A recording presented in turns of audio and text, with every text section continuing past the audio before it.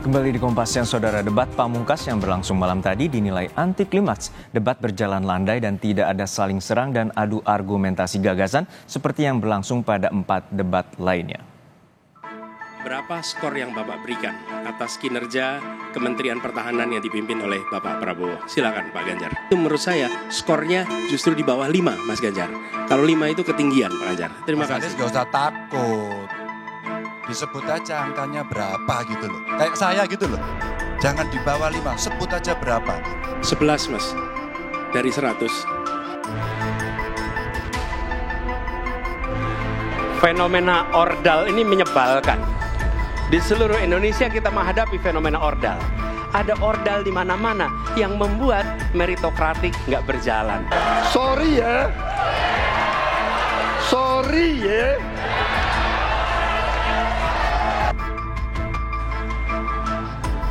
Debat terakhir atau debat pamungkas Capres 2024 selesai digelar malam tadi. Debat ini menjadi akhir dari rangkaian debat jelang 9 hari pencoblosan. Namun, ada yang berbeda dari debat kelima ini dibandingkan dengan 4 debat sebelumnya. Terima kasih Pak Prabowo, terima kasih Pak Ganjar atas kesepemahaman terkait persoalan ini.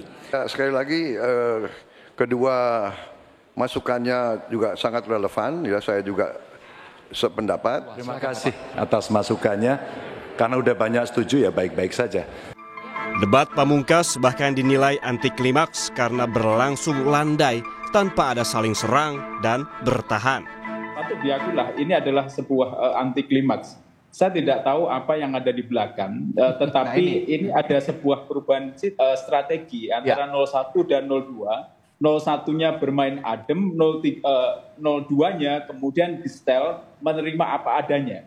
Jadi istilahnya kemudian menampung apa aja yang kemudian menjadi masukan dari 01 maupun 03. Saya khawatir Mbak Putri, ini adalah upaya dalam rangka untuk tidak memancing 02 ini tidak emosional.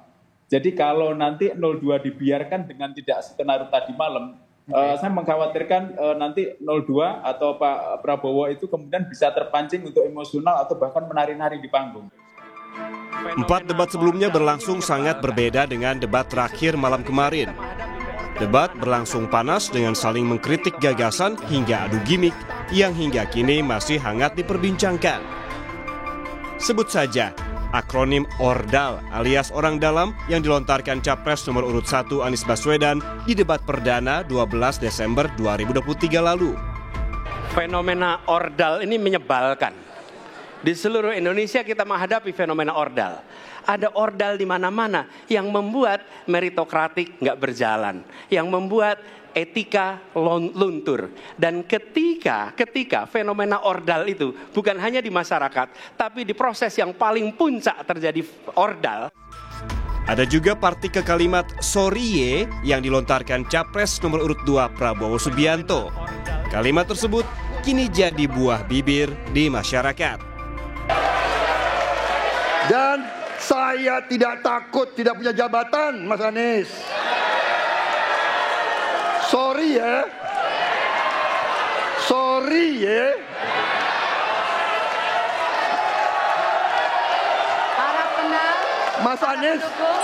Mas Anies, saya tidak punya apa-apa. Saya sudah siap mati untuk negara ini. Yang tak kalah panas saat Capres nomor urut 3 menyinggung soal dugaan pelanggaran HAM yang tak kunjung tuntas. Dua ini sama-sama tidak dijawab. Maka kalau kemudian saya boleh meminta, kalau saya jadi presiden Pak, saya akan bereskan ini Pak. Agar kemudian dalam kontestasi pilpres berikutnya, ini tidak akan muncul lagi karena presidennya tegas menuntaskan pekerjaan itu pada eranya. Bukan cuma istilah, jargon atau topik panas pada debat perdana masih membekas di benak publik. Aksi cawapres juga tak kalah ramai diperbincangkan. Pada debat keempat, gimmick yang dikeluarkan cawapres nomor urut 2 Gibran Rakabuming Raka menunjukkan gestur mencoba mencari jawaban. Saya lagi nyari jawabannya Prof. Mahfud. Saya nyari-nyari di mana ini jawabannya. Kok nggak ketemu jawabannya? Aksi Gibran itu pun dibalas cawapres nomor urut 3 Mahfud MD. Kala itu, Mahfud bahkan menyebut tak perlu menjawab pertanyaan Gibran yang dinilai recehan. Saya juga ingin mencari itu jawabannya ngawur juga itu. Gila ini. Ngarang-ngarang ndak karuan mengkaitkan dengan sesuatu yang tidak ada, gitu ya. Begini loh, kalau akademis itu gampangnya kalau bertanya yang kayak gitu-gitu tuh recehan, gitu. Recehan. Oleh sebab itu tidak layak dijawab menurut saya. Beda lagi dengan cawapres nomor urut 1 Muhaimin Iskandar. Saat diserang nyontek catatan oleh Gibran, Muhaimin melontarkan kalimat sindiran.